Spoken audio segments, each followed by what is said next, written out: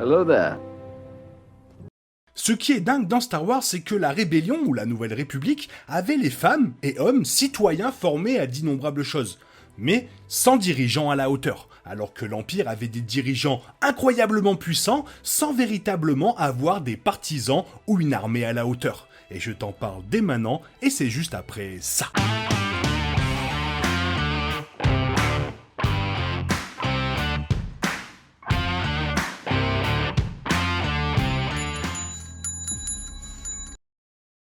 Bon, on va pas tourner autour du pot, les Stormtroopers ont toujours été la plus grande faiblesse de l'Empire.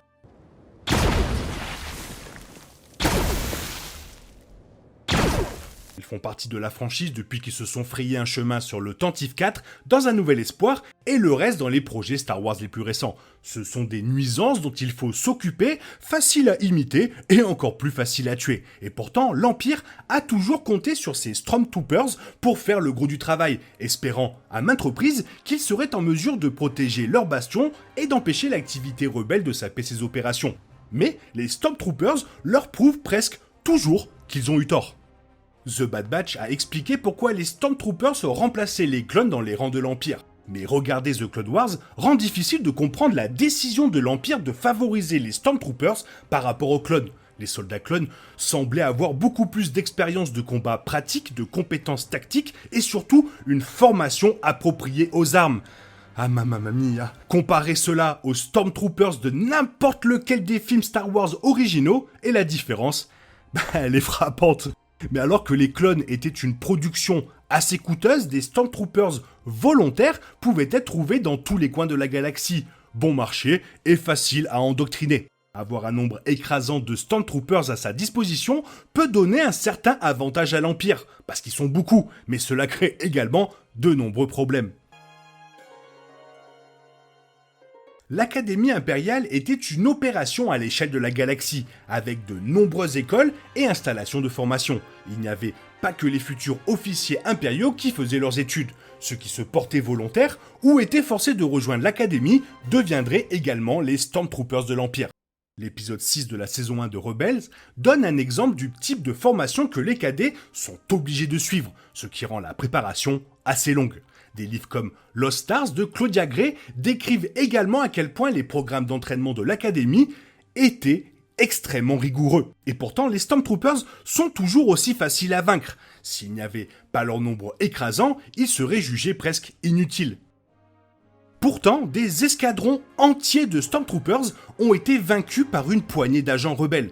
La cohérence semble donc être la clé manquante. Au fur et à mesure que l'Empire grandissait, il devenait sans aucun doute plus coûteux de former, loger et nourrir chaque membre de ses rangs. Pourquoi revisiter la formation d'un Stormtrooper et lui donner les moyens de se défendre quand il y a toujours beaucoup plus de monde à recruter ? À un moment donné, toute personne au sein de la structure de l'Empire devient juste un pion, et cela conduit les Stormtroopers à fournir une simple première ligne de défense faible, et à la fin, c'est l'Empire qui en paye les pots cassés.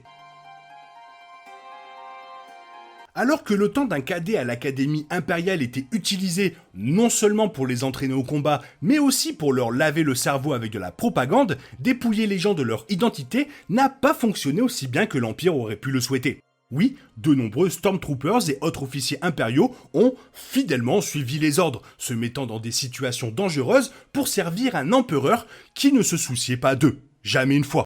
Mais il y avait beaucoup plus de transfuges qu'il n'y paraît à première vue, dont certains ont eu un impact massif sur la guerre entre l'Empire et l'Alliance rebelle.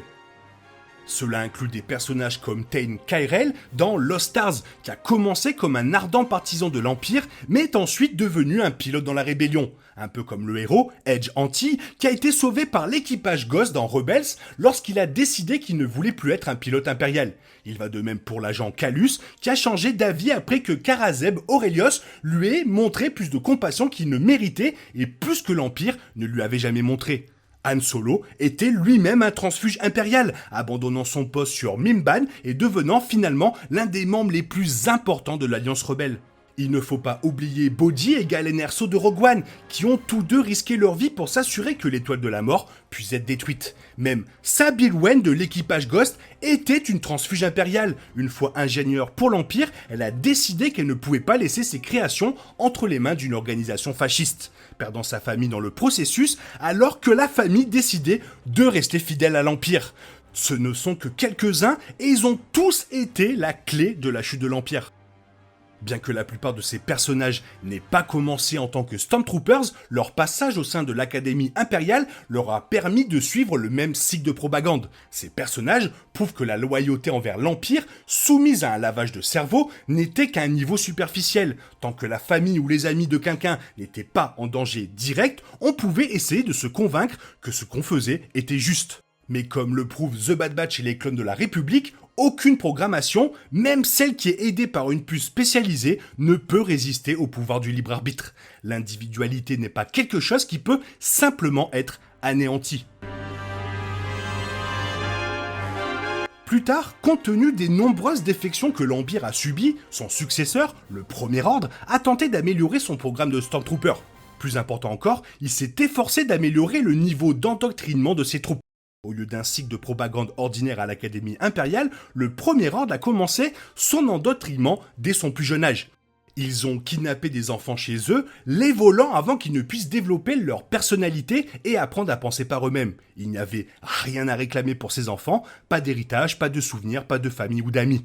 Cela devient encore pire car Star Wars a fortement laissé entendre que le Premier Ordre a utilisé le côté obscur pour approfondir son lavage de cerveau et rendre plus difficile la libération de celui-ci.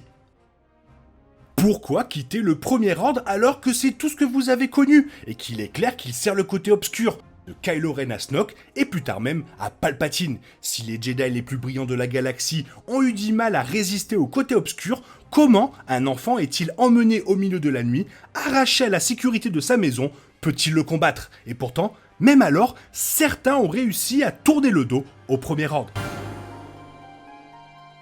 Le lavage de cerveau du Premier Ordre semblait impossible à échapper. La propagande en elle-même peut être douloureusement convaincante. Combinez cela avec le côté obscur et cela devient une force presque inébranlable du mal. Et pourtant, Finn, ainsi que Jannah et ses compagnons, ont réussi à penser par eux-mêmes et à exercer leur libre arbitre. Il a été suggéré que Finn était capable de se libérer parce qu'il était sensible à la force, ce qui le rendait capable de lutter contre l'emprise du côté obscur.